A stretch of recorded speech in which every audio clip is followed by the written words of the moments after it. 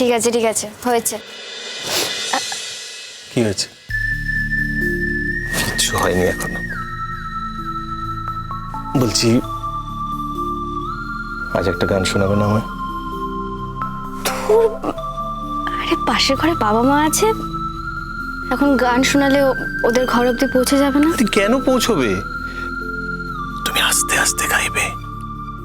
সে হবে পরে। কিচ্ছু পরে হবে না।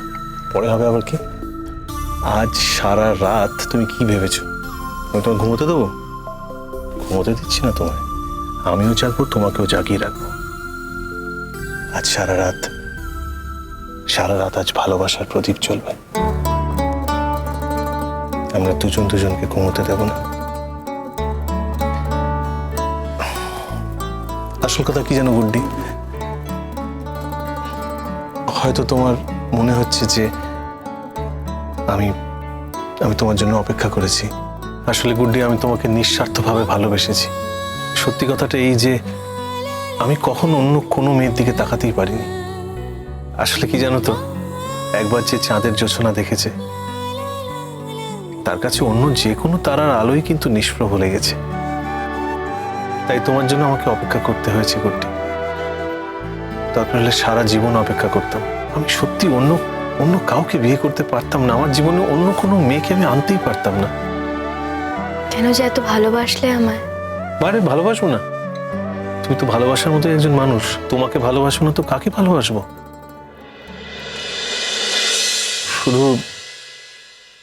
শুধু একটাই ভয় হয় জানো সবসময়। কি ভয়? ভয় হয় তুমি যেভাবে সব ধরনের বিপজ্জনক কাজের মধ্যে ঢুকে পড়ছো, আমার যে কত টেনশন হয় আমি তোমাকে বোঝাতে পারবো না।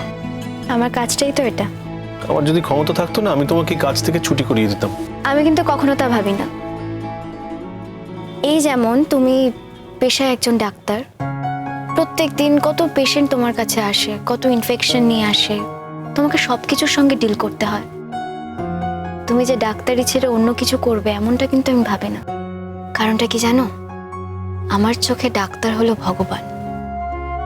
ভগবানকে তো আমরা দেখতে পাই না, ডাক্তারকে দেখতে পাই।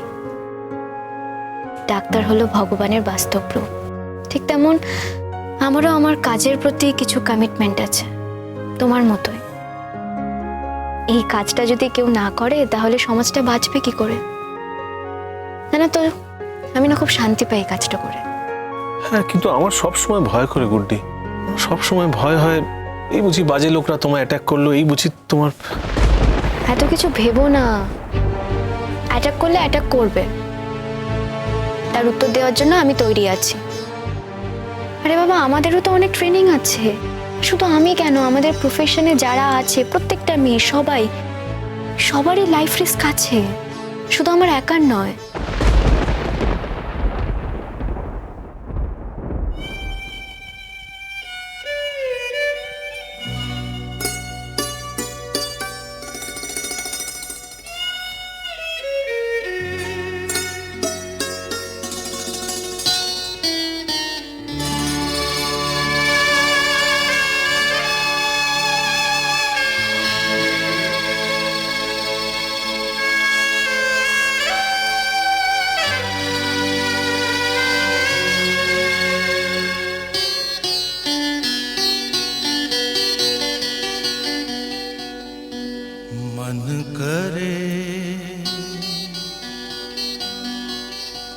मन करे याद वो दिन,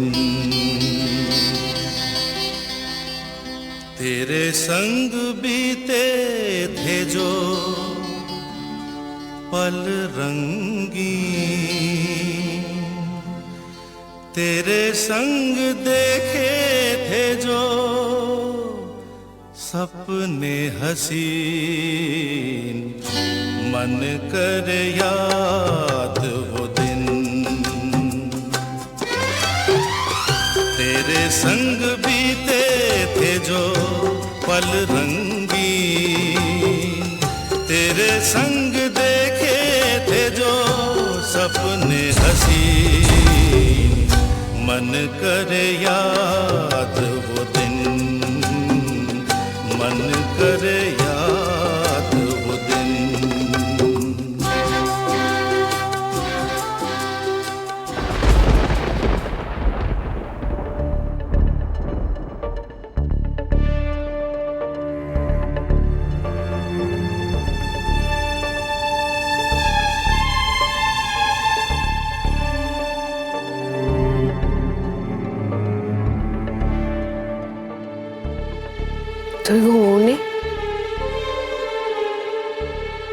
না, খুব গরম লাগছিল আসলে, পায়চারি করছিলাম।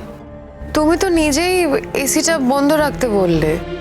হ্যাঁ, বারণ করলাম কারণ আমি দেখলাম তুমি তো কাঁচছিলে একটু আগে, ঠান্ডা লেগেছে বোধহয়, তাই। হ্যাঁ, তো খেয়াল করো তুমি আমাকে।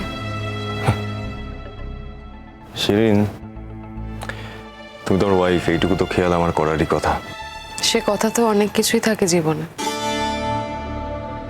তো সব কথা কি আর কাজে পরিণত হয়? মানুষ তার মনের বাইরে গিয়ে কি আর কিছু করতে পারে? ঠিক বুঝলাম না, কি বলছো? আসলে কি মনে হচ্ছে জানো তো, আমার একটা অদ্ভুত অদ্ভুত ফিলিংস হচ্ছে। মনে হচ্ছে গুড্ডির তো বিয়ে হয়ে গেছে, গুড্ডির এখন সম্পূর্ণ একটা আলাদা জীবন।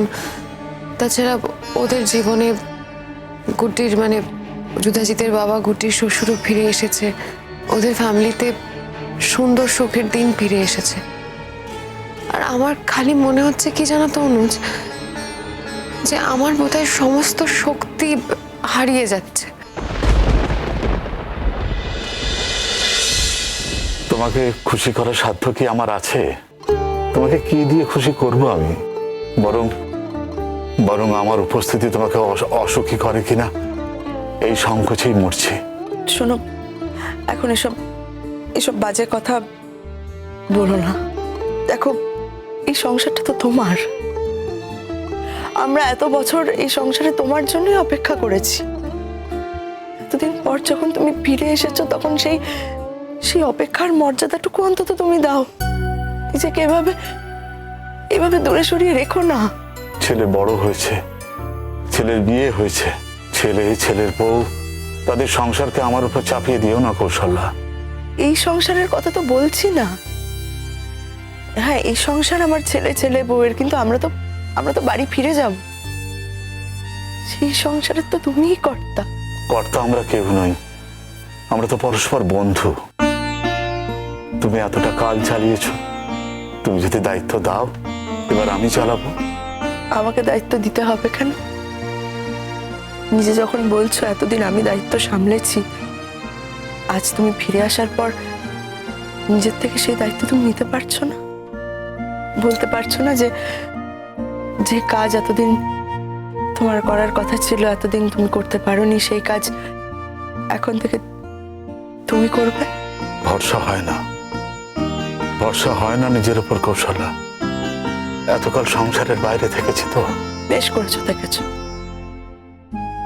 এতদিন যা করে ফেলেছো, এখন তুমি সংসারে ফেরত এসেছো। আমি তোমাকে এখন আর কোথাও যেতে দেবো না। তুমি তুমি যেখানে যেখানে যাবে, আমি তোমার সঙ্গে সেখানে সেখানে যাব। ভয় নেই, আর কোথায় বা যাব? আমার বিশ্ব দর্শন হয়ে গেছে। ছেলেটার কথা একবার ভেবে দেখেছো? সারাটা জীবন তোমার অপেক্ষা করে তোমার কথা ভেবে কাটিয়ে দিল। বাবা আছে, অথচ নেই। কি যন্ত্রণা বলো তো, কত বড় অসহায়তা বলো তো। জানি, বুঝেছি। জানো, আমার ছেলের বয়সী বাচ্চা ছেলেদের রাস্তায় দেখলে কত আদর করেছি, আহ্লাদ করেছি। তখন তখন নিজেকে ভাবতাম আমি অত্যন্ত স্বার্থপর। নিজের ছেলেকে দূরে সরিয়ে রেখে আমি অন্যের ছেলেকে আদর করছি। কেমন মানুষ আমি! এইসব ভাবতে ভাবতে সমাজ সংসারের বাইরে চলে গিয়েছিলাম। এখন আমার ভাবতে অবাক লাগে, এত কিছু কি করে চালিয়েছো তুমি? সেই যুদ্ধের কথা না হয় তোলা থাক। সবচেয়ে জানতে ইচ্ছে করছে আজ।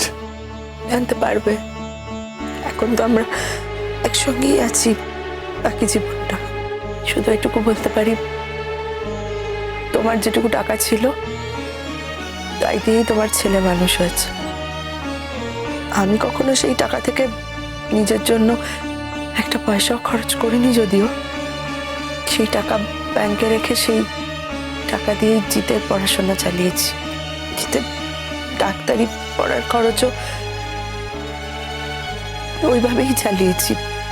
তোমার ছেলে তো খুব মেধাবী ছাত্র, তাই কোনো বাড়তি খরচ হয়নি, কিন্তু যতটুকু যা ওর জন্য খরচ করতে হয়েছে তোমার টাকাতে খরচ করেছি। গুড্ডি গুড্ডি